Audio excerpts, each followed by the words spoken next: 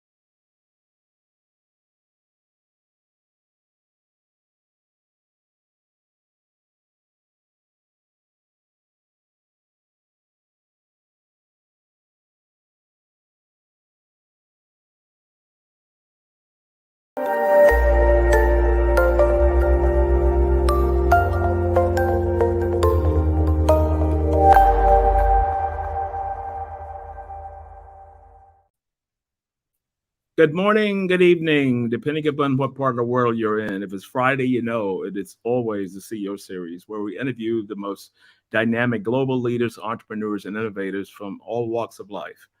Our guest today is Sylvia Alston, the management queen. Hey, how are you? Hey, how are you? Good to see you.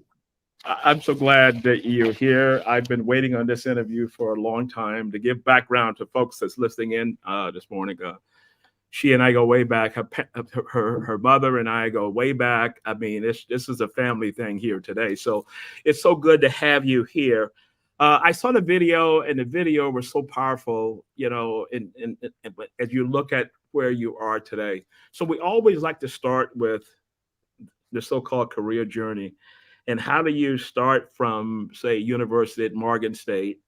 Shout out Go Bears. to become one of the most prominent insurance executives in the U.S. Give us a short version of that.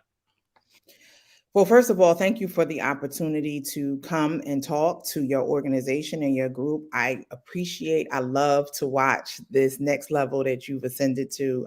You've been a business leader in the States and abroad. And I mean, you just don't appear to be stopping. So I'm proud of you. I refer to you as Unc. So I'm so proud I of know. you. Yeah. I'll be honest. For a lot of people who are in the insurance industry, the path is really not straight. It's not something that risk management is not something that exists in a lot of um, college programs today, still, even with all of the issues that exist in every industry vertical, risk management is present, right? But it's still not a dedicated program in a lot of our colleges, universities, and institutions today, which is scary, right? Because it's one of the oldest industries in this country. Yeah, it is. It is. Insurance, real estate, proceed investments in this country. It precedes the stock market in this country. So it always kind of shocks me when I get an opportunity to have conversation with people who don't understand it because it's existed from the beginning of time, the beginning of this country's history. I got into it because my friends, many of them were graduating and going into social work and into teaching.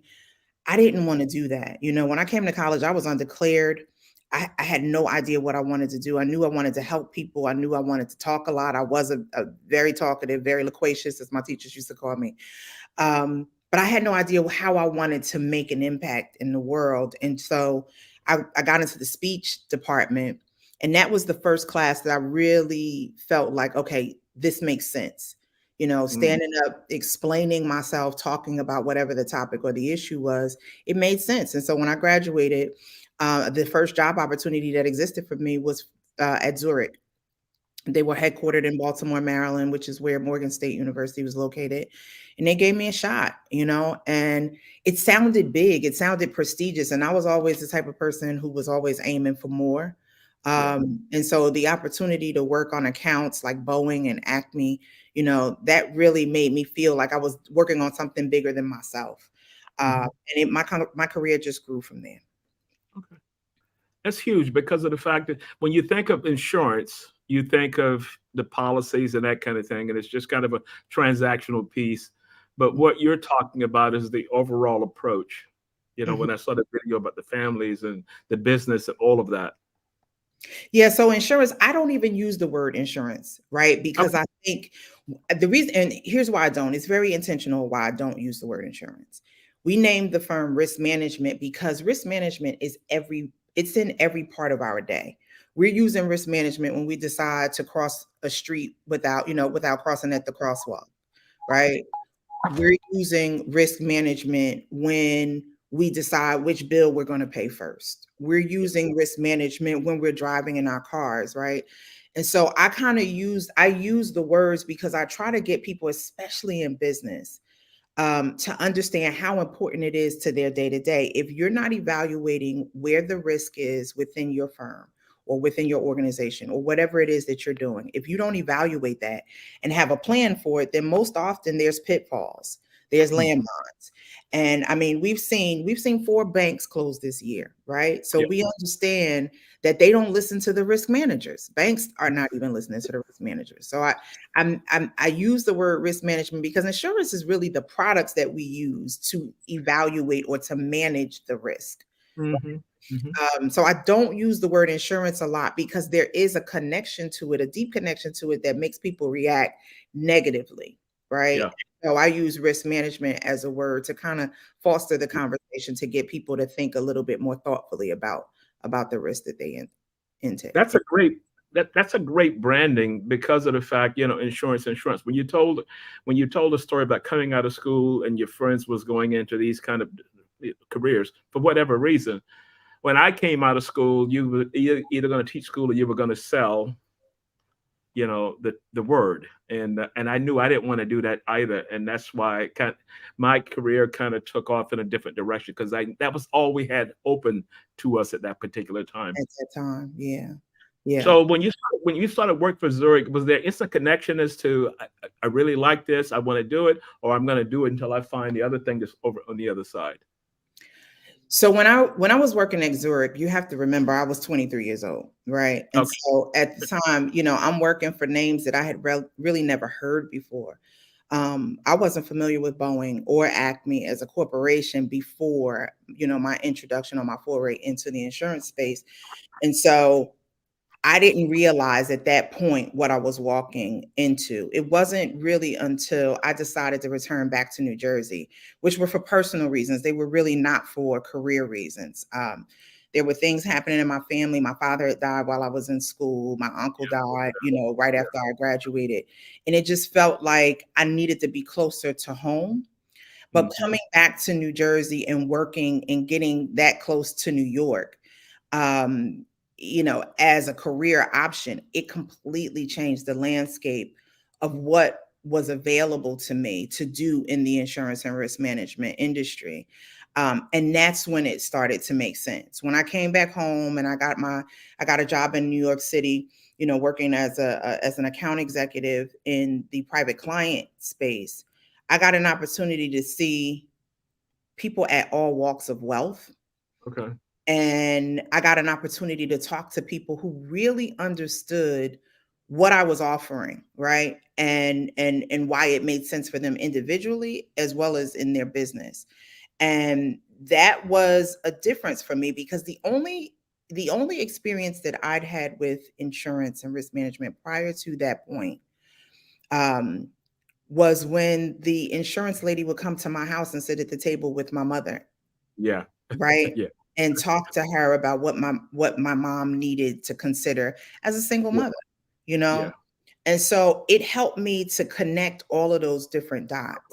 Mm-hmm. And that's when my career began to take off. Okay.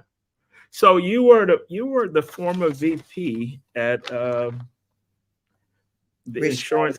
Yeah, a couple Yeah. places. I've been VP a couple places. So Okay. Cool. Okay. Cool.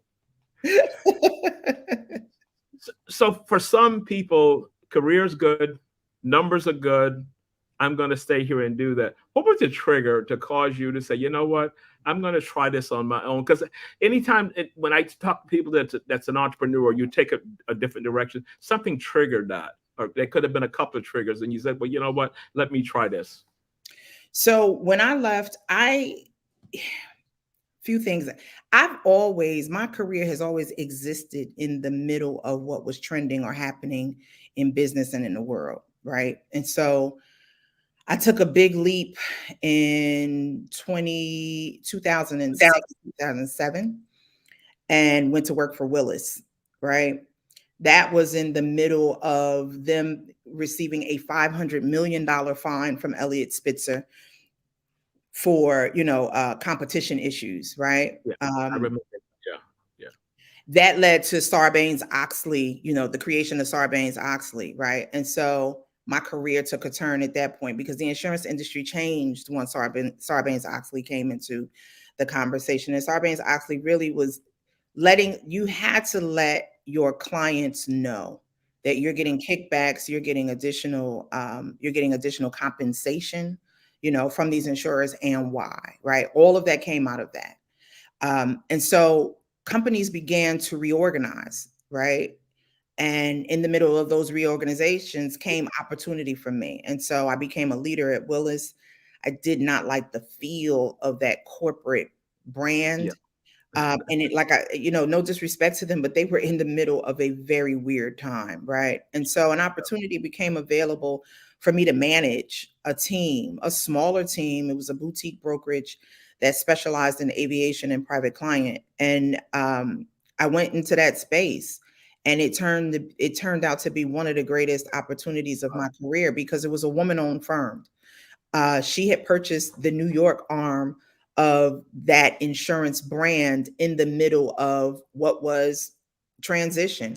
The okay, owner, the CEO of Near North, went to jail, right? okay. And So down market, yeah, yeah, it was a perfect. down market, and she was reorganizing, right? So here I am helping a company to reorganize again. But this was the first time I had an opportunity to work for a woman CEO.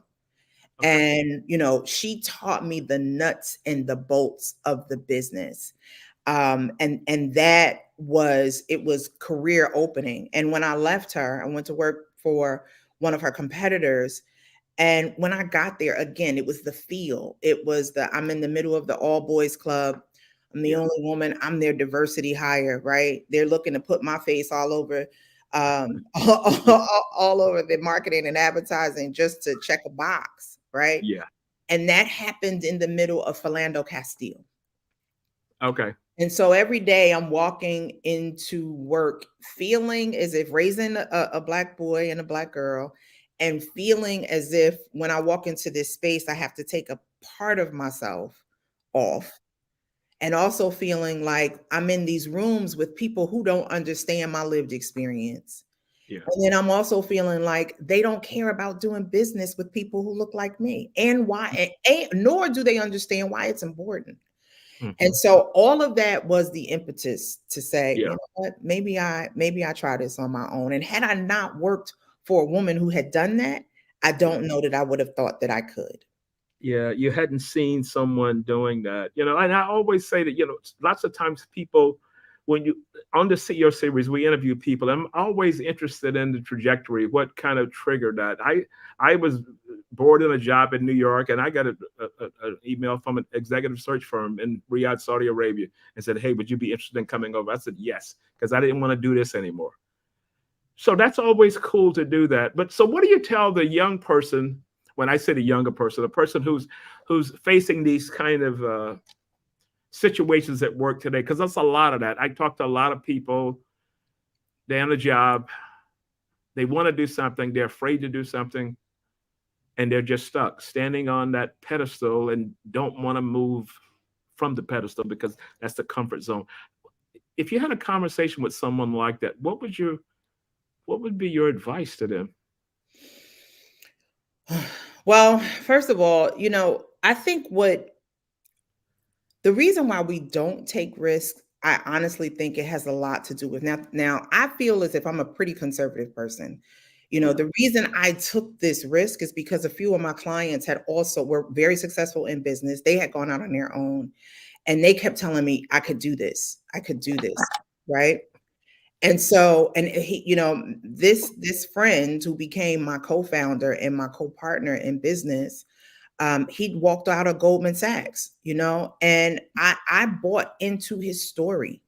I bought into his experience. He built something from scratch, and he, started in the basement of his parents' home, and year over year, just kept making, just these climbs, this scale, and I bought into that story. And I think what's necessary for this generation, or if anybody who's evaluating a shift, you have to be tired, right? Yeah. You have to be completely exhausted with where you are, with what you're doing. Mm. You have to want to make an impact in a different way that you can't necessarily see. But you also, I also hear people say a lot, you can't be what you don't see, right? Yeah. And in some ways I agree with that, but then in some ways I don't. If we're waiting around to be what we see, we'll never get there. It's going to have to take people who don't see. They see what's missing in the marketplace. They have an idea in their head and they're believing that what they offer to the Mm. marketplace will be vastly different from what we see existing in today's space. That's the impact that we need. That's the Mm. person that we have to encourage. You've got to get there, right? And it takes a lot of research and it takes a lot of hard work, but it also takes some resilience and some stick-to-itiveness. And I knew I had from other Yeah. channels in my life, right? Okay. Knew I had that. And so that's how I encourage people when I talk to them. Yeah, because sometimes you just got to go ahead and just take the leap, because my thought was, you know what, I'll give it a year. If it doesn't work out, I come back. You can come back. Yeah. I kept, and then when I went there, that didn't work out. And then I put some feelers out, and then I ended up in Dubai. And I said, well, I'll here as a CEO. And I said, you know what, if this doesn't work out, I can. So I kept repeating that to myself. And that's 7 years later. So now it's, back and forth between. So you talked about the woman CEO.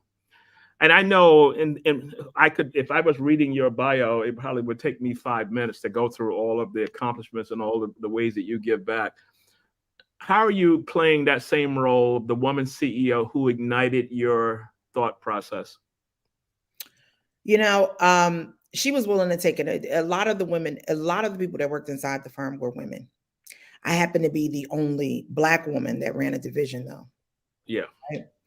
And so there was that. And let me tell you, there were things that I needed to learn about business because I had a bit of a chip on my shoulder. Yeah. I felt as if there were things that I had to prove. And I think she understood that culturally, because she was an office manager prior to buying Wow. that firm. What she had that I didn't have, she had daddy's money. She had somebody that was willing to help her buy the firm. I didn't Yeah. have that, right? But I Yeah. knew what I did have was the ability to make impact in people's lives by listening to their story. There were clients when they spoke to me, if they told me their children's names, I remembered them. If they told me their business industry, I remembered it. And I remembered the challenges that were important to them. And so Yeah. every time we talked, I would bring that back up. How are the kids doing at school? How are you solving the challenges in business? And what I would also do is I would send them articles, things that I was seeing in the marketplace. They were always on my mind. Mm. And I think that became something where it almost felt like they weren't a consumer. They weren't just purchasing a product from me. I was engaged and I was involved in their life. Yeah. And so when I started making the phone calls to say, hey, I'm going out on my own, I had a client tell me, my largest client told me, he said, I don't even know the name of your company. He said, I know you. I'm not staying behind. You're not leaving me behind. I know you. I don't know where you work. I know what you Yeah. do. I know Yeah. what you do for our family. I don't know the name of the organization that you're at. I know we work with Sylvia, and that has kind of been kind of like the cornerstone of my business. My clients know me through and through. I share my story with them. And I think a lot of us in business, I think we're afraid to share our stories. That's what people Mhm. connect to. They connect to your story. Yeah. Yeah. I sent an email to a partner of mine. We're working on a conference in Singapore and China. And we had been going back and forth. And I knew her mother was sick. And I'm like, stop. You didn't ask her about her mother. And I sent a note. I said, how's your mother doing? Tell your mom I said hello. Because I remember all that and I had met her. And she said, oh my God, thank you so much. That means so much to me. That was today. That was today. So it's about the relationships you build with people, because when you build those relationships, that's more than beyond. People will do business with you because the relationship is there. Yeah, and I listen, a lot of that took place for me at Morgan. Yeah, I credit my division chair at that time, Lucia Hawthorne. When she was, I don't think she realized what she was doing when she was teaching me how to speak, when she was Yeah. teaching me how to address a crowd, when she was telling me to make sure I'm looking people in the eye when I speak, make sure I'm being intentional about my words, make sure I'm connecting it to, something that's heartfelt. Um, I carry that with me day in and day out. I have tons of competitors. I work with all different kinds of people. I work against all different kind of people, but nobody can tell a story like I can. Nobody can, be engaging. Nobody can Yeah. inspire the way I do. Not in this business. It's a lot of suits in this business and a lot of people who are just looking at bottom lines. Yeah. I really want to understand your, MP truth. Yeah. Yeah. yeah, I'm looking to understand your story, Yeah. how you how you built this. Okay, cool, cool. Let me recognize some of our regulars here. John South from Dallas, Texas. He's always a great guest. He says that such an engaging interview, uplifting and inspiring, and healthcare risk management too often means covering up the mistakes. Hudson Lee, how are you? Trap recruiter. Good morning, Ron and Sylvia. Shadima says good morning. So thank you all for listening in. Um, so the relationship piece, building a relationship with clients, that's a smart that's an integral part of being an entrepreneur, because someone sent me a note the other day, we can get you clients and clients and clients. I said, I don't do that. I go through referrals. The referrals come to me. I don't really go out sending these emails out, because I know what I do. When I get an email offering me the sun, I just go delete it. Thank you very much. Good luck. And that's it. Yeah. Yeah. My business is 100% referral. Referrals. That's the way to do it. So in setting this up, your business up, did you run into any? We always have these roadblocks. How do you bounce back? It may be a client that you were really, really pitching, you didn't quite get because for whatever reason. What does Sylvia do to bounce back, to get back on track? Yeah, I mean, I don't like to be arrogant about it. I don't lose much.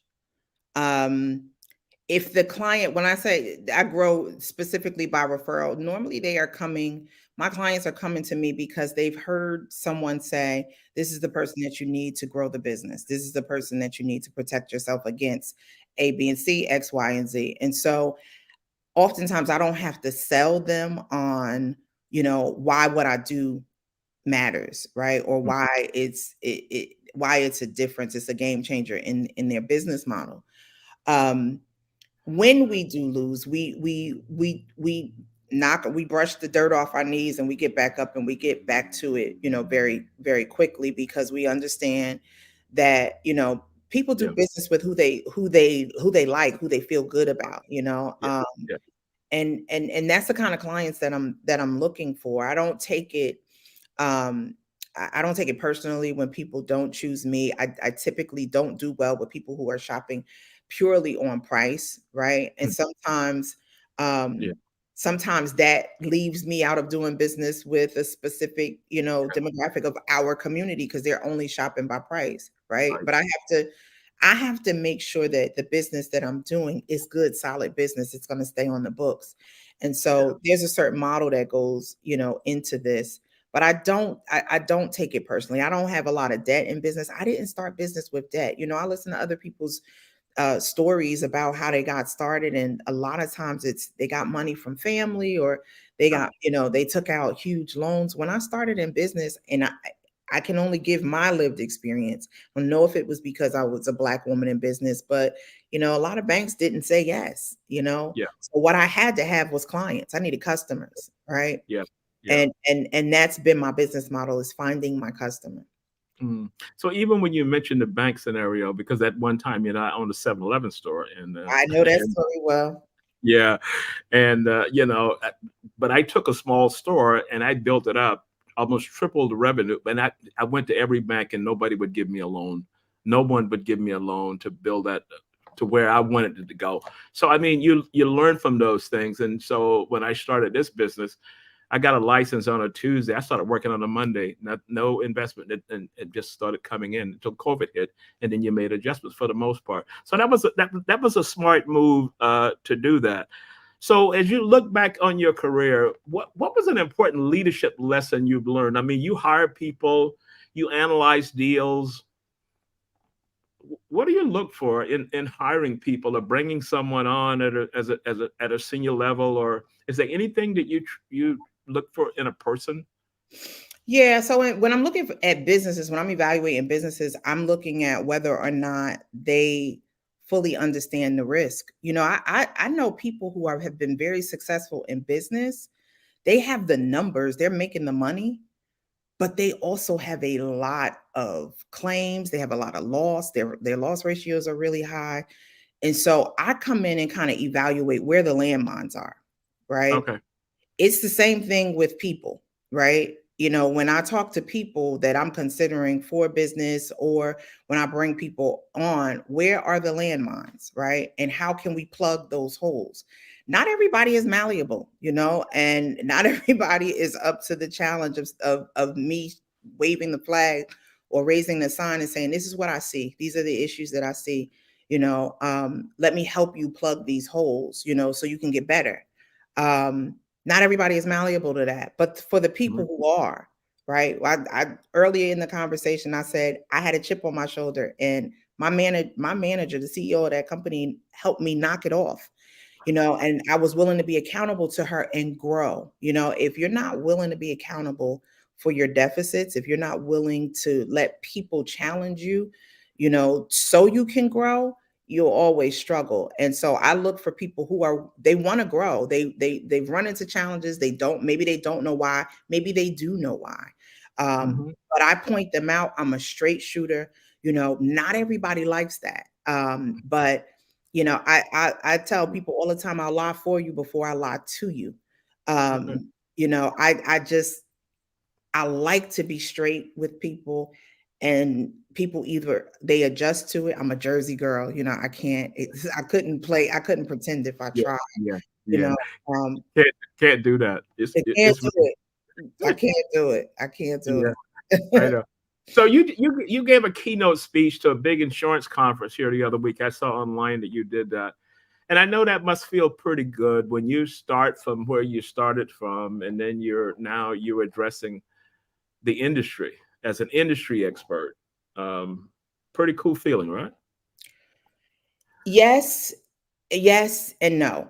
Sometimes, yeah, I think we can. Yes, yes, yes. Okay. I enjoy these roles. I enjoy Yeah. getting out. First of all, for 3 years with COVID, we weren't doing anything. Everything was only online. There weren't conferences to go to. Everything kind of shut down. Yeah. So yes, it feels good to be outside and to be connecting with people in person and having those kinds of conversations about the challenges that exist in the industry.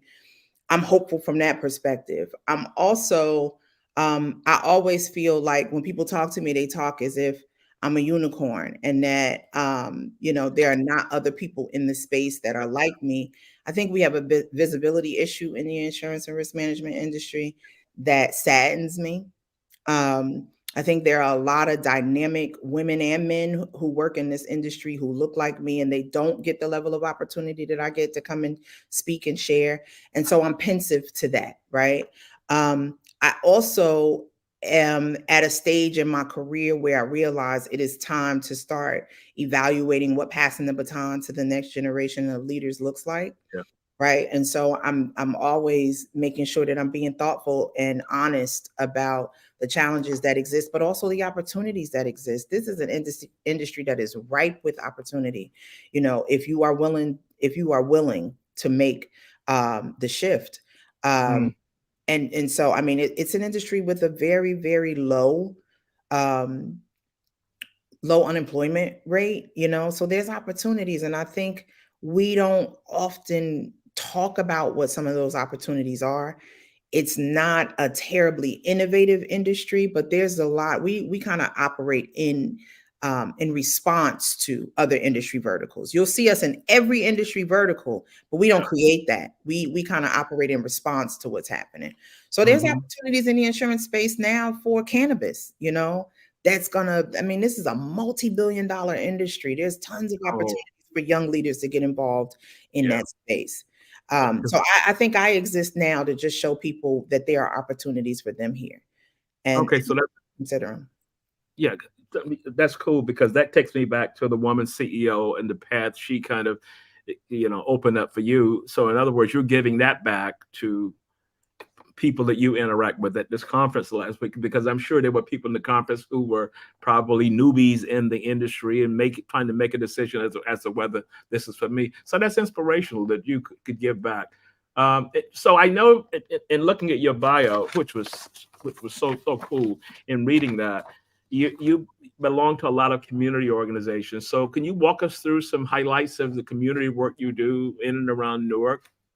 Yeah, so I sit on the board of Lincoln Park Coast Cultural District, and it's a community development corp that sits pretty much in the center of the Newark commercial industry, and that is an area of Newark that has seen a lot of breakdown.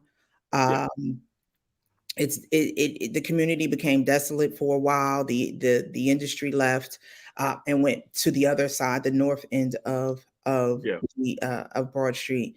And so essentially we came together. The organization formed 25 years ago. This is their 25-year anniversary. And the whole purpose was to, how do we re-engage? How do we reinvigorate? How do we approach sustainability for the community of residents who live here? And hmm, I had the opportunity a couple of years ago to join the board, and we're doing some amazing things. We are working with some of the local banks in the area. We're working with PSE&G to revitalize that area of Newark that existed. There's $100 million building that's in the works. wow, A former church which closed many years ago is one of our projects. We've taken that project over. We're creating green space in that building. We're creating housing in that building. We are also going to create offices in that building, small offices for people to come back and work in. And the whole point about that is, like, how do you take a city like Newark, which is so rich with culture and arts and business and history and industry, and hmm, it's going through a facelift, right? And how do totally faithful. engage Yeah. a total facelift. How do we engage the residents of that community? How do we encourage business to happen, commerce and trade and industry to happen? And then on the sustainability side, how do we get people who've been harmed by the community? How do we get them back within community to start working, challenging them to do business, making sure that their living is sustainable, uh, and then get them back up on their feet. And it's probably one of the things that I do that I have that feels like the most purpose. I Um, know. Yeah. yeah, it's great work. Yeah. Coming out of that, that you can't, I always say you can't put a dollar sign on Yeah. that feeling you get from doing that. I want to recognize my good buddy and former neighbor in Saudi Arabia, Jim Moy, who was a prior guest. And he says pouring back and investing in others is so important. Thanks, Jim, for always being a frequent listener for the show. Um, you become a leader in the risk management space today. What were some essential influences to drive you to that from more of a personal side? I know your mother and I are very, very good friends, and I didn't know your father. But walk us through some essentials that have shaped you to become who the Sylvia of today. Yeah, I always say I credit both my mother and father, really. My father and I was his only child, Yeah. only girl. So I think him not having a son, there were things that he poured into me by not having a son. But I think there were also things about him being his only daughter, things that he poured into me as well. So I always say, anything that you love about me, that's my daddy. Anything that you respect about me, that's my mama. You know, Okay. my mother Hey is Shirley. Hey Shirley. my mother was one of the hardest working women I knew.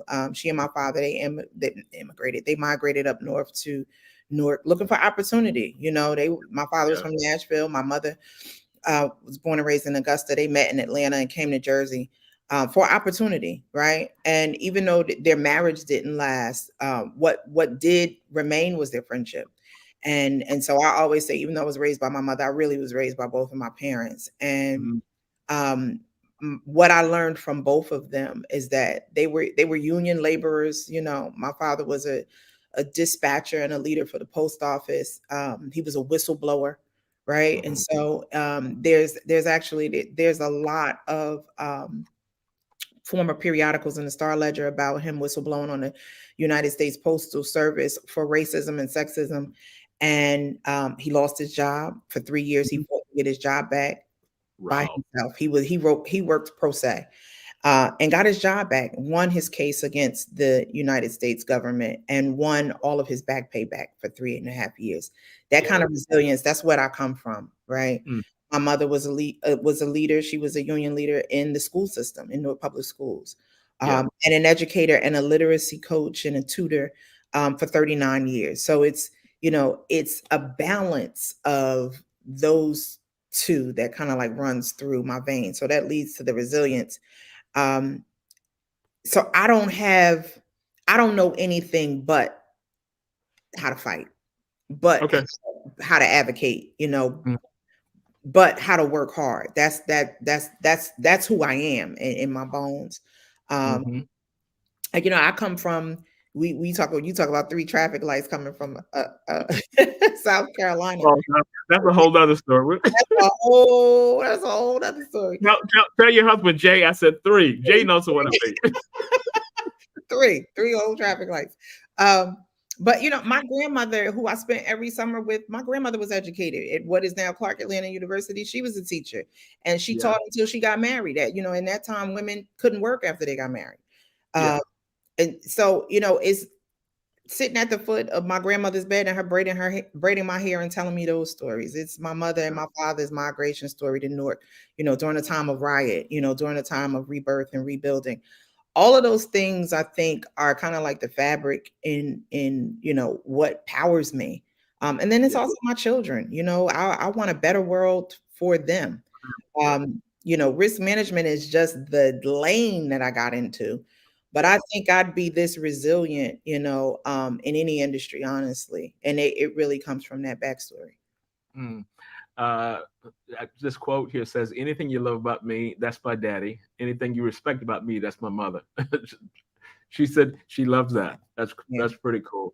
That's yeah. pretty cool. I get to use when I do radio, when I do media, when I do this kind of stuff. This is my father. My father was this kind of personality. Yes, Um, yes. We didn't cover that. You were one of the initial broadcasters on Sirius XM, yeah, on Urban View. Yeah, I was. Urban View. Yeah, for years and years. Yeah, Yes, yes, for years. Yes, I mm, co-hosted an evening drive time show, yeah. and then I also had a weekend show on Sirius XM as well. That was kind of like lifestyle, legacy, leadership subject. Yeah. Okay. Okay. So how did that come about? How did you transition that? Because when you look at your career, you see the risk management piece, but there was a lot of foundational work which everything kind of complemented each other. They did. They did. That was at the time a family friend who was got an opportunity. in the radio space. She was getting a show, and it was a pilot. They were just checking for 30 days to see whether or not they were going to give her the show. And she asked me to come in because I was working with, at the time that when she began the show, I was working with stars like Morgan Freeman. That was my client. Um, and so she was absolutely looking for ways in which to bring guests on. And then in that first 30-day run, Mike Brown was killed. Right. Okay. And so it was 2014. It was a very hot summer. And, it was almost like the city and the world was like pulsating with Yeah. the issues, police brutality. And so for that 30-day run, we had conversation that I think was so groundbreaking, Yeah. around some of those topics. We had similar lived experience, but different. And so it was this tete-a-tete, and then at the end of the 30-day run, the network came back and said, the numbers are off the charts. Let's do this. People Yeah. love the discussion. The show was coming back, but they wanted me to come back and co-host. And so it became an opportunity. And I literally was just running across, town from one job in Manhattan to the other job in Manhattan to help her out for a couple of hours a day. I'm talking about a hot summer that began in August. Yeah. And so at the end of that 30-day run, it became, can you do this daily? And I wasn't sure if I could do it daily, but I said, you know what, I'll give it a shot. Yeah. And it just became one of, probably the highlights, honestly, of my career. There was a lot of challenge in that role. It was a lot of challenge, but from a discussion thread, people are, every time I post a picture, people respond and say, we miss you on radio. And I keep trying to figure out how I'm gonna get back to it, right? Because commitment is a thing with with a family and a business, but it was very profound work. It was very Yeah. Well, I remember when we were at your house and you told me this is going to be my studio here. This is what I'm thinking about, that I'm going to build my studio here. So the thought is still there. But I'm thinking, if you have the opportunity will present itself. It's not like it's got to be done by next week or whatever it could be, but the opportunity will present itself, because I think your story should be told, because so many of our kids are maybe trying to figure it out. And one of the things that I'm not a fan of people following degrees based on because somebody else has a degree and not really kind of trying to figure it out themselves. Yeah. That structure thing, you mentioned people, and I'm not knocking this, but people going to school and then they get a degree in social work and they get into it, they don't like it. The same as someone goes to get a law degree and they realize they don't like it. That's a discussion that I have a lot with a lot of people, as to what's next beyond that. And so my thought is, you have to just explore. You go out and you just, Yeah, I agree with you. And I think why risk management is such an opportunity for so many young people who probably are not even thinking of it as a career path. Like I said, we exist in every industry vertical. You need risk managers to kind of tell you where the landmines in this business model are, right? Yeah. You need us in banking, you need us in the finance industry, you need us in the automotive industry, you need us in the cannabis space, you need us in real estate. There's so much opportunity that exists, but there's the visibility does not exist in the career path. Yeah. And I like to say, for people who are being educated, especially in the minority community, if you're being educated in a historically Black college and university, I can think of maybe two risk management programs that exist at these schools. I think it's an oversight, and it's an issue, because we are not able to make an impact in the industry if we don't even know that the industry exists. Okay. And separately, there's no space in your life where you don't need the analytical skill to help you figure out your way. If we're buying a house, how much can we afford? You need somebody that's going to be able to take apart those things for every walk in life, right? Mhm. So it kind of saddens me that so many of us don't think of this as a career path, because this is a career path that breeds fruit, throughout their life, and it's a pretty lucrative opportunity as well. So you mentioned two schools. What two schools that offer this program? So, Howard has a risk management program, right? But it is not a degree. There is no degree program in any Okay. HBCU institution around the country. Fisk University in Tennessee is rolling out a risk management program that a friend of mine is actually very instrumental in getting off the ground. Her name is Nagazi Njayi. And she owns a brokerage in Connecticut called ACO Brokerage, another Black woman owner and broker. She's rolling out a program at Fisk University to kind of teach students the lay of the land in the risk management and insurance career. But it makes opportunity. I've been talking to Morgan about what the opportunities are for them as an institution to consider thinking about. And to their credit, they just hired a risk management executive. So we are kind of having that conversation about what the possibilities are. But Okay. some of the notable programs around the country, USC has a program, St. John's University in New York has a program, Temple at the Fox Business School, I just spoke there in March for Women's History Month. They have an excellent risk management program. So there's a lot of opportunity, still groundbreaking opportunity that can happen. And that's kind of where I see myself in this phase of my career. Okay, we'll talk offline on that because I have some connections that I'd like to introduce you to that could take that a step further. Exploratory. You never know where it's going to go. Yep. So one of the goals of the show, the CEO series, is to create a platform for leaders like yourself to talk about career journey and enriching experiences. And you brought it all to the table today. So we thank you for being a guest on the show, and we hope you enjoyed it. Would you have any takeaways that you'd like to leave with the audience, you know, um, You know, from our discussion? Go ahead. honestly, earlier on, you were talking about, getting an email and being asked to come abroad to do some work. I would like us to start thinking about where the opportunities are for us globally. Yeah. I don't think we think enough about the opportunities that exist. It's something that I would even like to evaluate because I think there are countries who could use, as they're setting up governments, as they're setting up new tech industries. There's a lot of opportunity for us that exists globally, and I don't think we think of ourselves that way. And I think Yeah. there's no more critical point for us to think about what the opportunities are that exist for us in the States and abroad. So from that perspective, I would always like to challenge us to just think a little bit more critically or thoughtfully about where the opportunity exists and Mm. where there's opportunity to do business, because I think we have global opportunity at this point. Yeah. Last week I was in Saudi Arabia. Just got back yesterday, I think it was, and the amount of money that's being spent. They're trying to transfer their brand from oil to tourism. And they're spending, I mean, it's an unlimited checkbook, the amount of money they're spending. So as you were talking through, and I'm thinking through the caliber of a I can't even think in that space, but I Mhm. think of the numbers that's being spent, huge opportunity, huge opportunity. But Absolutely. even thinking in that light, and the other key to that is that once you get into another country, you've got to basically build a network from scratch. So you talked about relationship management, that you could build a network of people that you can call this person can connect you to this person, and this person can connect you to that person. That's huge. It And, is. and they don't teach that in a school. They don't. They don't. Yeah. They don't even talk about Rolodexes anymore, right? I think that term Rolodex.